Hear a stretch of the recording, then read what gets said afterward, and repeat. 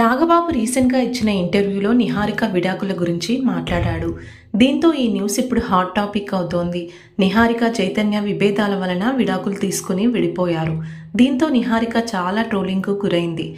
వీటన్నిటి నుంచి కోలుకొని నిహారిక ప్రస్తుతం నిర్మాతగా మారి మొదటి సినిమాతోనే గద్దర్ అవార్డును సొంతం చేసుకుంది. అయితే నాగబాబు తన కూతురు నిహారిక పెళ్లి గురించి మాట్లాడుతూ, నిహారిక పెళ్లి విషయంలో మేము పొరపాటు చేశాం.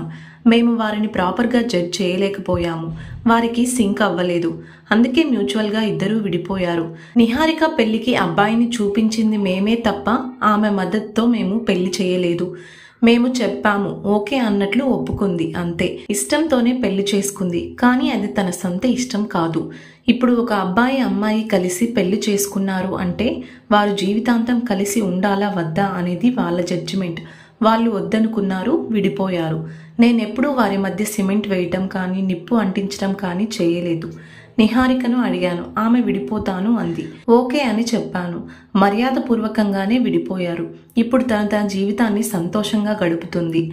ప్రస్తుతం తను ప్రొడక్షన్ హౌస్ స్థాపించి ఇప్పుడిప్పుడే తేరుకుంటోంది.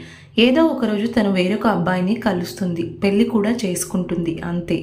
ఇక లావణ్యతో వరుణ్ రిలేషన్లో ఉన్నారని రూమర్లు వినిపించేవి. ఏదైనా ఉంటే వరుణ్ వచ్చి చెబుతాడు కదా అనుకున్నాను. ఒకరోజు వరుణ్ వచ్చి లావణ్యని పెళ్లి చేసుకోవాలని అనుకుంటున్నా అని అన్నాడు. ఆమెతో ఉంటే నువ్వు హ్యాపీనా?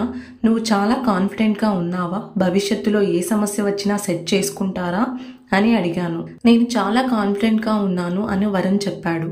సో పెళ్లి చేశాం. నేను ఎప్పుడూ కూడా పిల్లల విషయాల్లో ఇన్వాల్వ్ అవ్వాలనుకోలేదు. ఏది మంచో వాళ్ళకి తెలుసు అంటూ తెలియజేశారు.